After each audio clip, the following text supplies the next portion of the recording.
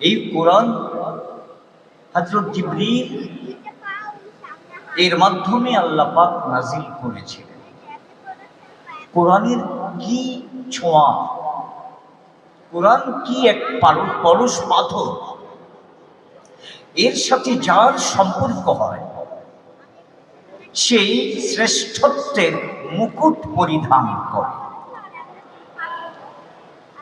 লক্ষ কোটি ফেরেশতার ভিতরে কোরআন নাজিলের এই দায়িত্বটি পালন করেছিলেন জিবরীল আলাইহিস সালাতু ওয়াস সালাম। ফলে তিনি সমগ্র ফেরেশতাদের ভিতরে শ্রেষ্ঠ ফেরেশতার মর্যাদা লাভ করেছেন।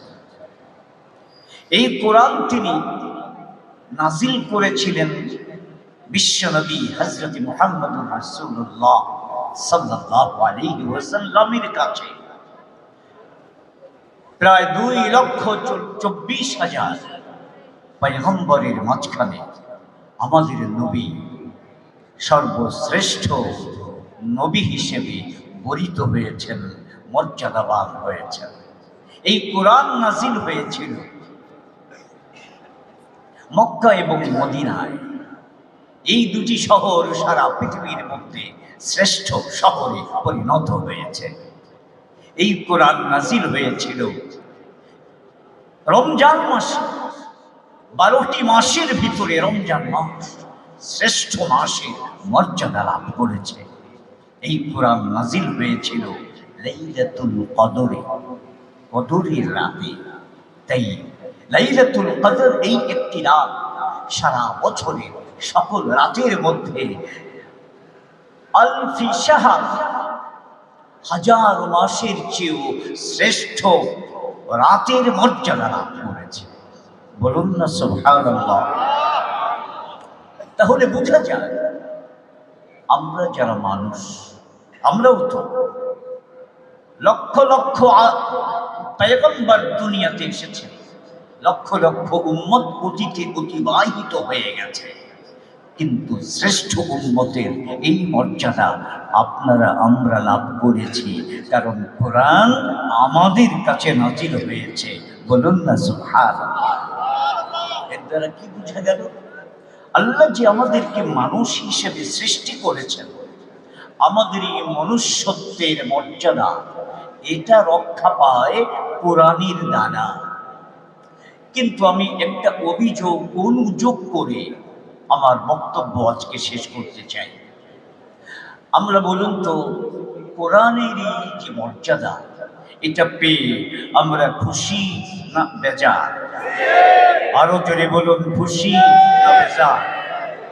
যদি খুশি হই তাহলে বাংলাদেশে 20 কোটি মুসলমান, 20 কোটি মুসলমানের প্রত্যেকটা ছেলে এবং মেয়ে, তাদের বয়স যখন 3 কিংবা 4 হয়ে যায়, আমরা জানি পাশ্চাত্যে সেখানে 3 বছর হলেই বাধ্যতামূলক প্রত্যেকটা সন্তানকে স্কুলে পাঠানো হয়।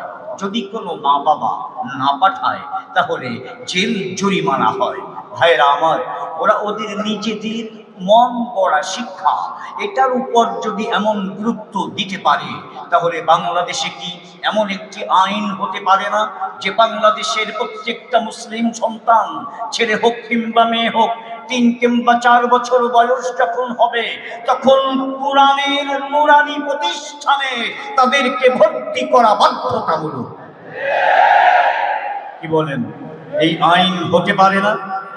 2 নম্বর, মাদ্রাসায়, নুরানি মাদ্রাসায় যারা পড়ে তাদের সংখ্যা খুবই সীমিত। আর প্রায় 4 কোটি মুসলিম ছেলে মেয়ে স্কুল, কলেজ, ইউনিভার্সিটিতে লেখাপড়া করে। অথচ এই ক্লাস 1 থেকে নিয়ে ক্লাস 5, ক্লাস 6 থেকে নিয়ে ক্লাস 10 এখানে কোরআন শিক্ষার কোনো ব্যবস্থা নাই। কাবা ইমাম সাহেবকে পাশে রেখে আমরা যদি কোরআন নিয়ে গর্ব করি, আমরা যদি মনে করি কোরআন আমাদের গৌরবের ধন, নবী বলেছেন ইন্না লিকুল্লি উম্মাতিন শারাফান ওয়া বাহাআন ওয়া শারাফু উম্মতি ওয়া বাহাউহা আল কুরআন। কোরআন। প্রত্যেক জাতির সম্মান এবং গৌরবের কিছু বিষয় থাকে, আর এই উম্মতের সম্মান এবং গৌরবের বিষয় হলো পবিত্র কোরআন।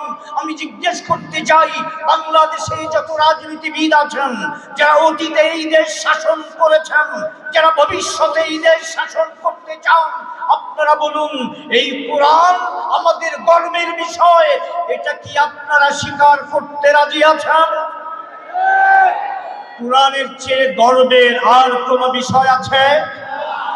আমাদের পৃথিবীর সব কিছুর চেয়ে মুসলিম জাতির গৌরবের বিষয় হলো তার কোরআন। জোরে বলুন ঠিক না বেঠিক?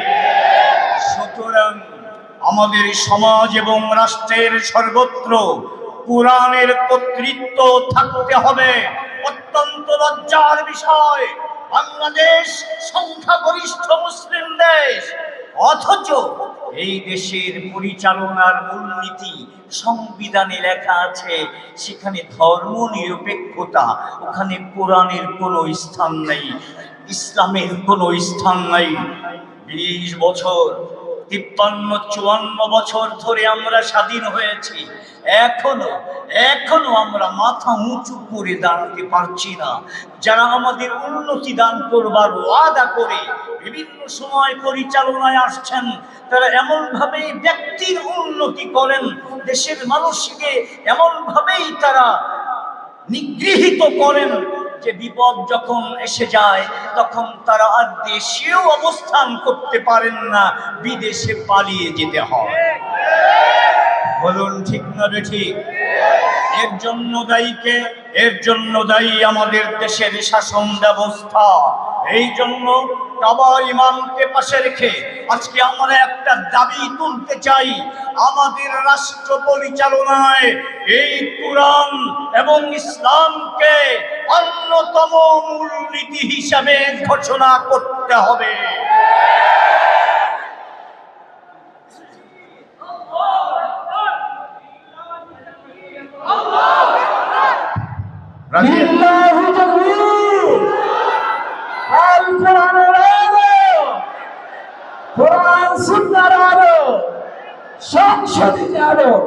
মাশাআল্লাহ।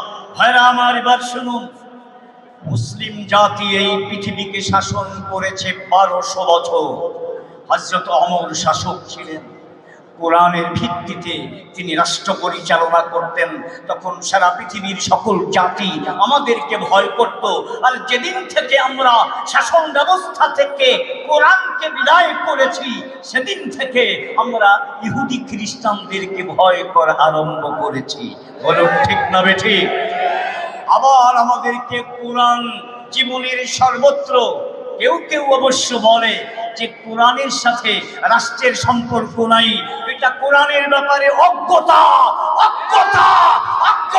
ছাড়া কিছু নয়। অতএব আজকের এই কোরআন মাহফিল কখন সার্থক হবে? যখন আমাদের জীবনের সকল ক্ষেত্রে, এমনকি সংসদে, বঙ্গভবনে কর্তৃত্বের আসন দিতে হবে কোরআনকে। কারা কারা রাজি আছেন? 2 হাত তুলে বলুন আল্লাহু আকবার।